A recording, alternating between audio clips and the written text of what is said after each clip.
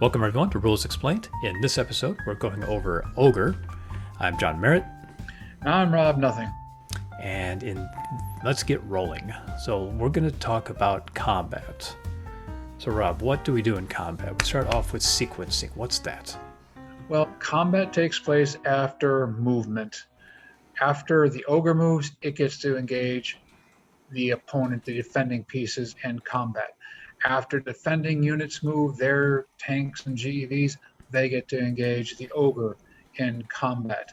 And combat tends to be one of the more interesting tactical aspects of the game, and you might want to call it a version of resource management. I know there's a lot of players out there who like games that involve resource management. Well, we normally don't think of resource management in the sense of traditional war games, but considering the limited number of pieces you have, the limited number of units you have, and the differences in their attack factors and how they can be applied, this game gets pretty in-depth tactically just from the aspect of where you're shooting. Right, because from what we learned in the movement phase, the ogre moves, the ogre shoots. Yep. The defending player or the other player, depending upon the scenario, but let's just say the ogre's attacking and the other player's defending. Then the defending player moves, and then he fires. So move, fire, and then the defending player moves his GEVs again. Yes. And that makes the game only slightly different than any other war game that was produced during this time period and before, where there's that second GEV movement. But even a traditional player of war games would recognize the concept of split move and fire, which is something that's been in miniatures games such as Chainmail and others for decades before this game came out. So we have combat factors. Each standard counter carries a combat factor expressed in two numbers separated by a slash, for example, 4/2. The first number shows the unit's attack strength, and the second shows its range. I always get thrown off by this because I always fallen under the factor of attack defense. There's two numbers, one's attacks, one's defense. This is attack and range. So the number of hexes it can fire. So a 4/2 weapon can fire essentially 2 miles. And what's very nice about this, if we skip down to 6.03, it does show you that the defense strength is preceded by a D. So that helps the players like yourself and me, because even as a traditional war gamer, I do the same thing. When you see those two numbers, you think attack defense, but at least the D kind of is there to remind you. And if you wanted to scroll down where we could see the counters to make this even more clear. And there you have it. So like we have a heavy tank. The upper left-hand corner is a D3, so he has a defense of 3. Upper right is the M3 for movement. Heavy tank is a 4/2, so it has a 4 attack value, a 2 range. Let's go back up. Scrolling back up to 6.03. There we go. So that's the defense strength. So the ogre combat factors and defense strength. And ogre has a different number of different weapons, each with its own attack strength, range, and defense strength. So as the defending player, when he attacks the ogre, he has to pick which part of the ogre he's attacking. That is correct. According to the narrative, according to the game fiction, the ogre is such a massively fortified armored unit that there's no way to destroy it, quote unquote, like a traditional unit can be destroyed.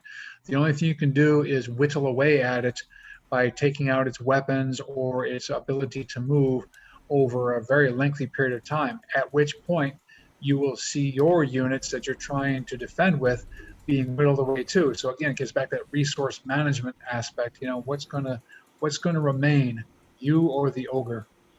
Right. So like, for example, here's a Mark V ogre. He has 6 missiles, which is represented by 6 zeros after it. And I'm assuming when one's destroyed, you put a little slash through it. That is correct. Or in this case, since you brought it up, in this case, the missiles, once they're fired, are also used. So they're fired or destroyed, just in this case only for missiles. Correct. And it has a 6 strength, 5 range, and a defense 3. And then the anti-personnel, that's a special one. We'll go into that later. The treads, it looks like the more the treads are beat up, it destroys its movement. That is correct. As So, so for a Mark 5, every 5, 10, 15, every 20 treads that get destroyed, its movement drops 1. Mhm. So at what point is a Mark 5 out of the game? I mean, it's not really destroyed per se, but I mean, when is it considered disabled? It really depends on so many factors, and this is one of the very interesting nuances and very interesting aspects of the game, is that if I can disable the ogre and make it immobile, and there's no weapon within range of my command post, I've Mm-hmm. effectively won the game because now the ogre cannot destroy my command post. However, if there is my command post within range, the ogre can just sit there, completely immobile and just rain destruction on the command post and everybody else around me. The other side of the coin is if I destroy every weapon, the ogre can still run over my command post You could. and win the game that way. So you don't destroy an ogre. You just, as I mentioned earlier, you just whittle it down, and you get to a situation where you're just wearing it down by attrition to a point where it's both immobile and ineffective in any sort of attack systems that it has left. So you brought up the treads. So in section 6.05, they talk about ogre tread units, and there's a really long chapter, a paragraph on that. These units represent the state of the ogre's treads and motors. Damage, i.e. reduction of tread units, slows the ogre. A Mark 5 begins with 60 treads, and for every 20, every 1/3, it drops in movement. The movement points are reduced 3 to 2. When the tread units are reduced to 1/3 of their original total, the ogre has 1 movement point. That is, it can only go 1 hex per turn. When the ogre's treads units are all gone, the ogre can no longer move. It can still fire at anything within range, which is what you were saying. The ogre does not expend tread units simply by moving. Okay. So attacking. This gets weird. Know your math. Know your ratios. Remember back to junior high school. Remember ratios. So in general, each attack result is resolved by comparing the attack and the defense. Now you can have multiple units attacking one part of the ogre. And this is And where your resource management gets into play once again. You mm-hmm, have to decide where my best chances for success lie and what kind of combinations of weapon systems am I going to go ahead and pour onto the ogre, or vice versa. The ogre is going to pour onto me in order to achieve my results. And when we see the CRT, that's where the math comes in, and that's where you start making your decisions based upon probabilities of success. right, and that's the combat result table. Yep. So if you have 2 units attacking the missiles, well here, let's just example. 2 attack points against 1 defense would be a 2-to-1 attack. And the 2-to-1 attack, and I'll go down to the actual combat result table soon. You then roll a d6 on that column. Two attack points versus 2 defense points is a 1-to-1. If there's a fraction, it's always within the defending player's advantage. That is correct. That is the other thing. 6-to-1. Where are we here? 6 attack points versus 1 defense point is 6-to-1, treated as a 5-to-1. So there is a maximum value. Yeah, there's a maximum value that you can go ahead and use on Isn't the there a attack. minimum value as well? Well, yeah, at some point you're going to realize that you can't really do any sort of Throw a effect rock on at the it. ogre. Yeah. Once the ratio is determined and rounded off, the attacker rolls the die and consults the proper column of the CRT, or combat result table, to find the result. Results are applied immediately.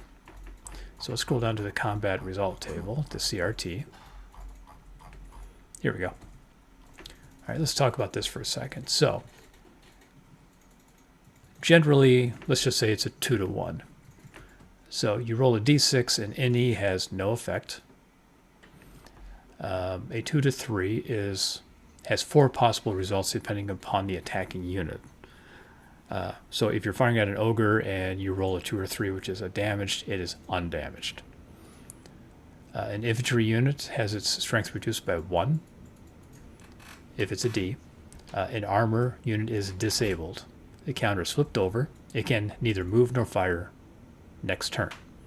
An armor unit remains disabled until the end of the enemy's next combat phase. A disabled armor unit is destroyed if it receives a second D result while disabled. And then an X, if the unit attacked is an ogre, the part of the ogre that was attacked is destroyed and should immediately be checked off by the ogre's record sheet. If the defender is any other unit, it is eliminated and removed from the map. So, any, no effect, D, disabled, X, destroyed. Very simple, very direct, and where you start to need to think about your allocation of resources as either the ogre or the defender is you got to start looking at your best chances of success. If you're the ogre, any 3-to-1 attack is going to be worthwhile because you're going to take the unit out no matter what, either by disabling it for almost an entire turn and a half or destroying it outright. If you are the defending player, you always have to sweat it out because even with the maximum, even if you go, well, if you can somehow achieve a 5-to-1, which would be a lot of firepower, you're always going to have that chance earlier with a 1. So, right, and you're maxing out at 4-to-1. So even if the result of your ratio was 5-to-1, you'd still be rolling on the 4-to-1 column. no. So anything beyond that, no? Attacks at 5-to-1 or better are an automatic X. Oh my gosh, you're absolutely correct. You are absolutely right. Combat ratios are always rounded off in favor of the defending unit. Attacks at less than 1 to 2 are always an E. Attacks at 5-to-1 or better are an automatic X. Okay, so 5-to-1 is the maximum. Yes. And it's going to be an automatic destruction.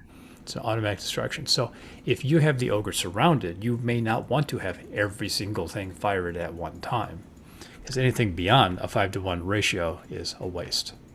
And according to the rules, which we will be going over in a few seconds, you can declare your fire in any sequence you want.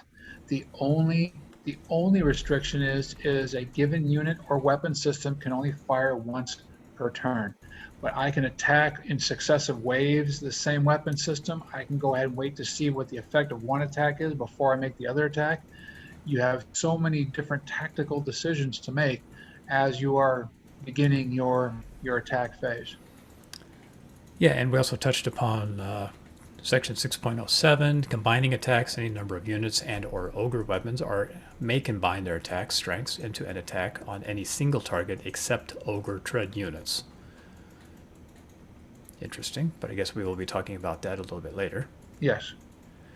Multiple attacks, any number of successive attacks may be made against any unit or ogre weapon in one turn, provided that each attacking unit or weapon fires only once, which is what you had mentioned earlier. Multiple targets forbidden. An attack must be made against one target only. Either a given unit or a given weapon or number of tread units on an ogre. And attack strength may never be divided between targets. Okay, so the attack strength can never be divided. It always has to be against one either unit or piece of the ogre. A missile tank could fire at 1-to-1 on an ogre's secondary battery, but not at 1-to-2 on two secondaries at once. So no splitting attacks. Yes, even though you could probably argue, hey, I'm going to fire my missile right in between two secondary batteries and try to affect them both. I think this is a conceit to the game's overall intent, which is to, again, make both players manage their resources on attack to try to have some sort of effect. Otherwise, you're making one rule to potentially take out two weapon systems or whatever the case may be, and it greatly affects the gameplay. I love a 6.10 weaponry. It is assumed that most weapons are heavy, rapid fire cannon using tactical nuclear shells, Yeah. effectively capable of fire in any direction. Each standard unit may apply its attack strength once per turn. Each undestroyed ogre weapon may apply its attack strength once per turn, however. Wow.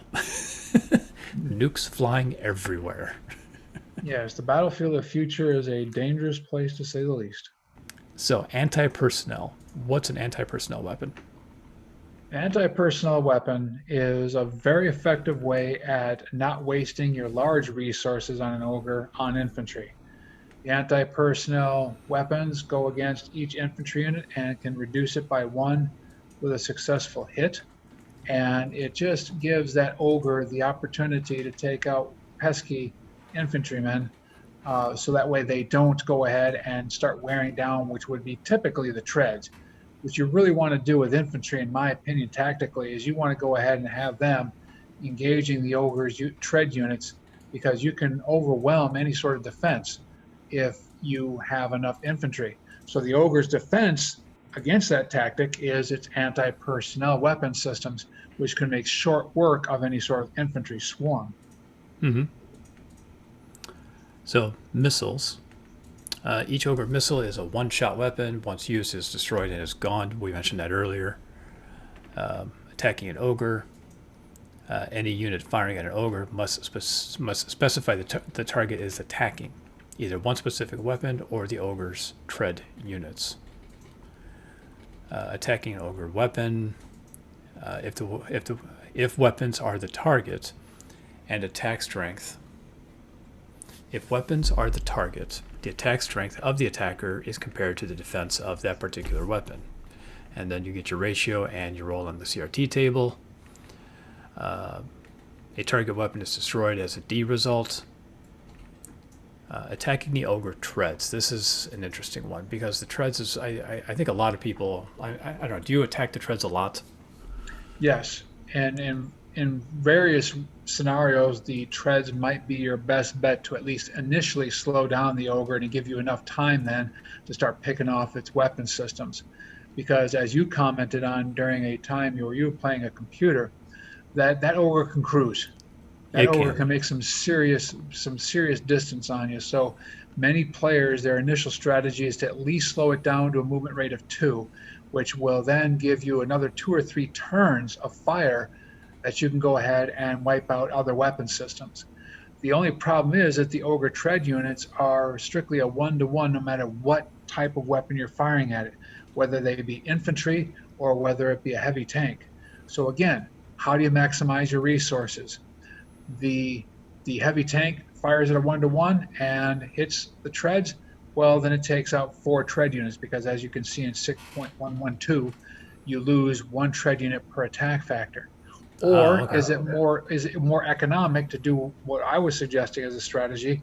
Take a whole bunch of infantry, each one of them attacking at a 1-to-1, each one of them with 1 strength point, and each one that hits destroys 1 tread unit.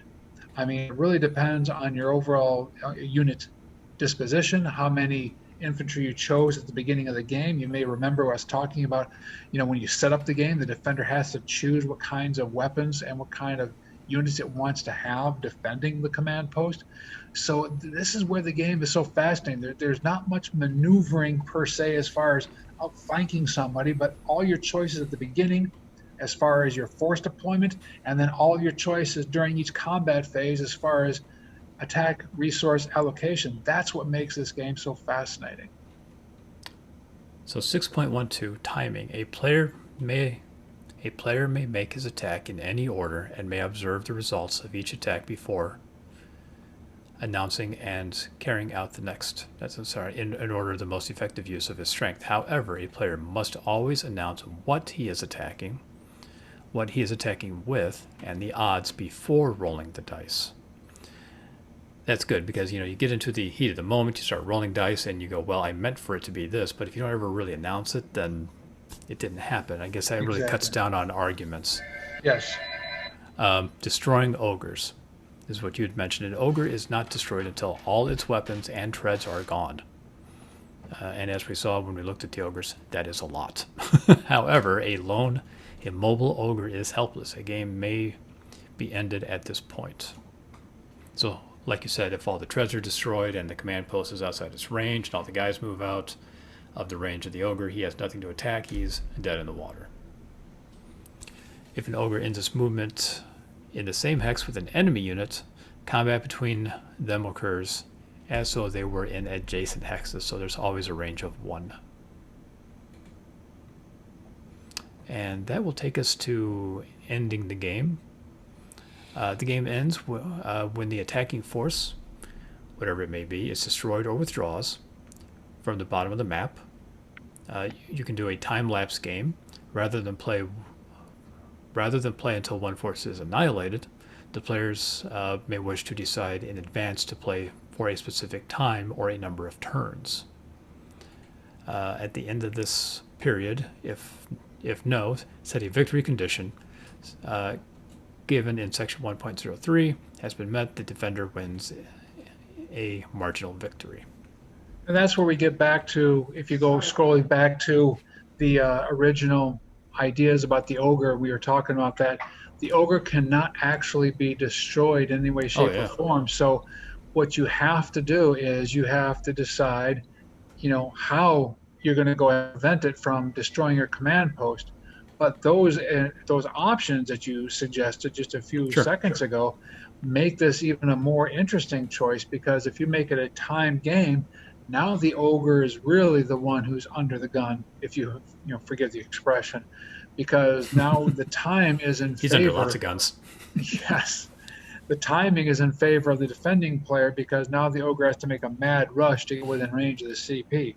I don't know if I like time games, because again, it is, unless if you're playing a game against an inexperienced player, that might be the good way to go ahead and do it, to help balance the game by giving the inexperienced player the defending forces and telling that person that I only have like X amount of turns to go ahead and win this game. That might be a good idea, but I don't know. I think it tends to go ahead and favor the defender in most cases. There's a really cool picture of a heavy tank. I like the way that thing looks. Yeah, the illustrations are top notch. Yeah, then we move into optional rules. I guess if you have questions with that, but that's the core rules of this game. Yes. Simplistic, fun, designed to last an hour or so. It's good for a lunch break. Yes. If you can't get this game done in an hour, you're probably you're probably doing something wrong. But again, it's a fun, intense hour, because you never know what really is going to happen until the absolute very end of the game, where the ogre looks like it's just about ready to kill you, or you realize that it's completely hopeless, and you just let the ogre go in and destroy the command post. And just, and just say I'm done. Yeah, because it's going to be quite obvious by a certain point who's going to win this game, but it's always going to be. You're always going to be on the edge just until that point, or where it's obvious, I think. Well, I can't wait to actually play this game. So on that note, I want to thank Ethan for the music. He always does a fantastic job with it. We really appreciate it. You can find us on Apple Podcasts. You can find us on Spotify Podcasts. We're on TuneIn. You can find us on YouTube under Rules Explained. I'm John Merritt. I'm Rob Nothing. Guys, thank you for listening. Adios.